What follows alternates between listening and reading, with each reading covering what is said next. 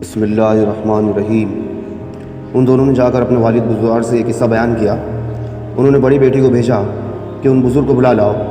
वो शर्माती हुई आईं और मूसा अलैहिस्सलाम को उनका पैगाम पहुंचा दिया।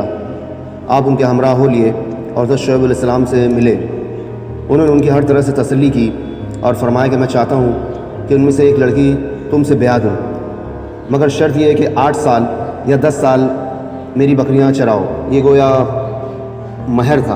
आपने मंजूर कर लिया और बड़ी बेटी से आपका निकाह हो गया।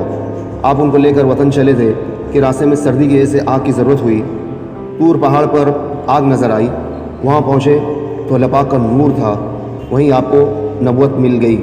सुना आप लोगों ने घर का काम कैसी मेहनत से करती थी और गैर मर्द से लाचारी को बोली तो कैसी शर्माती हुई बोली। ख़वातीन से गुजारिश है मेरी कि घर के कामों में आराम तलबी और सुस्ती मत किया करो। शर्म हया हर वक्त लाजिम समझो।